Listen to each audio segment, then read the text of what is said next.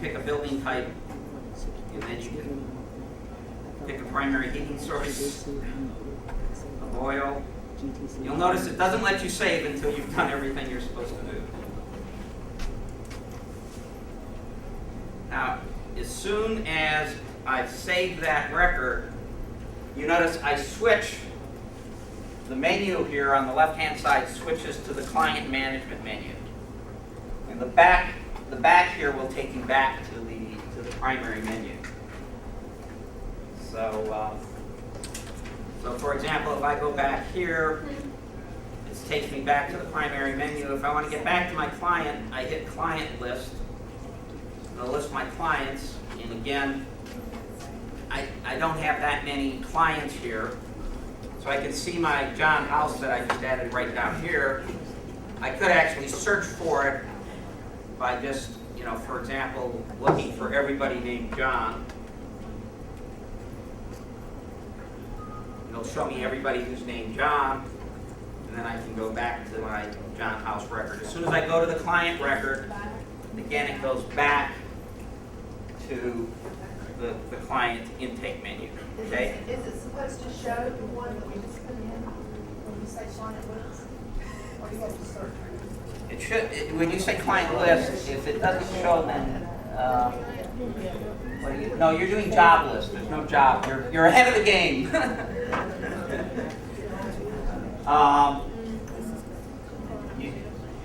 This client job list is a different function than what I just showed you on the previous screen. So we're not down here yet. We're still kind of up here. So if you just go back and click on client info on the screen, you should see the record. So everybody should be at this point here with a record, a basic client information record. Yes, ma'am? Client ID, will we be able to put our own ID in You there? can't put your own ID in for a client. You will for your job. Okay?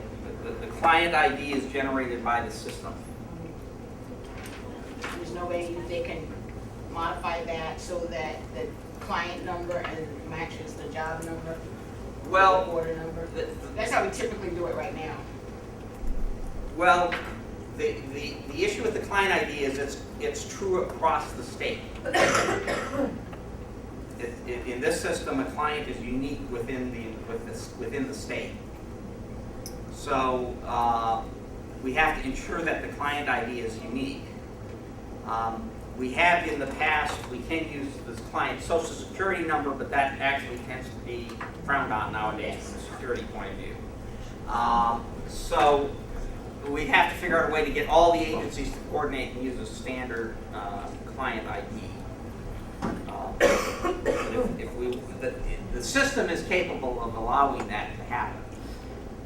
But generally, because you want every client to have a unique ID, you don't want people manually generating it, because there's the risk of getting a duplicate ID back.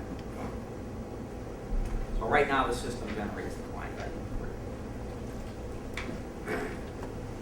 So you'll notice right now at the client record here, I have the basic information all filled out here in the client record that you would have on a normal form.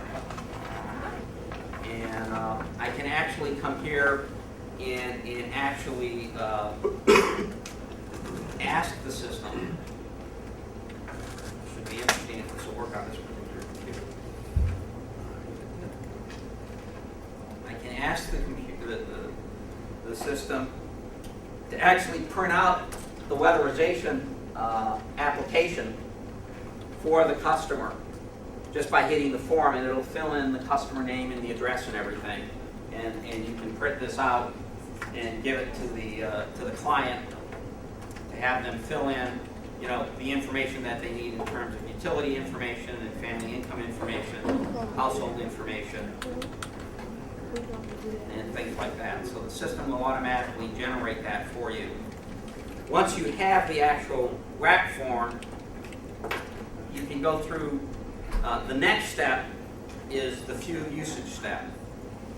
So we've got the client info here. Now we have to declare their fuel usage.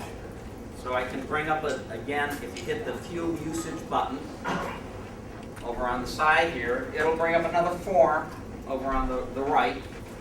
it'll ask you to identify utility. Again, this utility in the production system will be the utilities that generally service your community. So again, these are, utilities are listed by agency.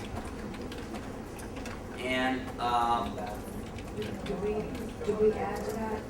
Or do we have to go through you all to add? you have to go through the state to add to it.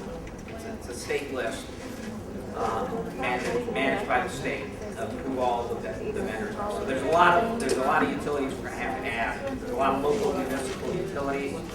There's a lot of electric companies. Right now, we only have the EMCs in there, but we're gonna be adding all the other electric companies. And, right now too, the EMCs are in the oil companies. So we have to fix that. Okay, so again, the goal here, initially putting everything in through a pull down is a little bit of a pain because you've got to identify everything up front and get it there and get it through the state. But once it's in, it actually makes it easier because you don't have to worry about mistyping things. You know, if you just mistype the utility provider's name, you'd end up with an extra utility provider. So this is the way we try to keep the data consistent. Is through using these drop-down lists. The reason we do it by agency is we don't want to have to every agency scroll through the entire list of all the utility vendors in all of Georgia. Because you'll get a list just with the EMCs and propane dealers. We've got a list of a couple of hundred energy providers. So we want to try and keep the list you have to deal with at the agency level down to as manageable a number as possible. So that's why it's mapped to your agency. However, the same one can be used at several different, could be used by several different agencies. So you basically pick your agency, and I don't want to ask. Then you tell it what your account number is. The account number can be alphanumeric. And then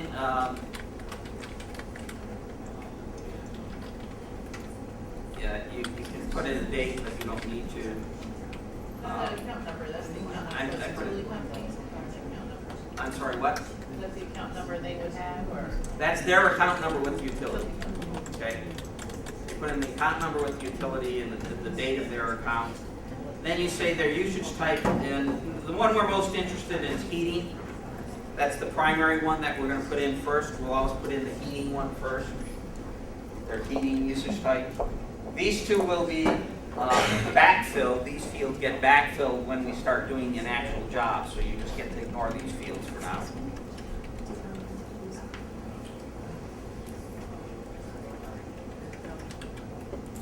And then the name on the account we can say is just the same as the name of the head of household, the primary homeowner. And then there's two ways to enter in your energy usage. You can enter in a dollar figure in here if you know what their annual energy usage is. Somebody may just come in with and say I spend $1,300 a year or something like that. Or you can put in their fuel consumption.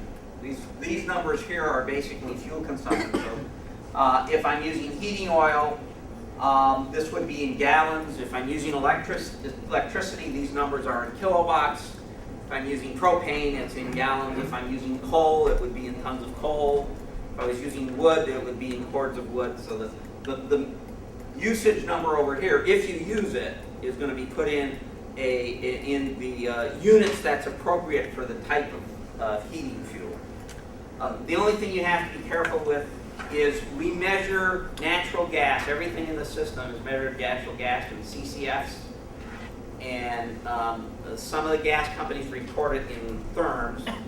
And a therm and a CCF are almost the same. There's a minor difference, but from a weatherization program point of view, they're equivalent. And then some of them report it in MCFs, 1,000 cubic feet instead of 100 cubic feet.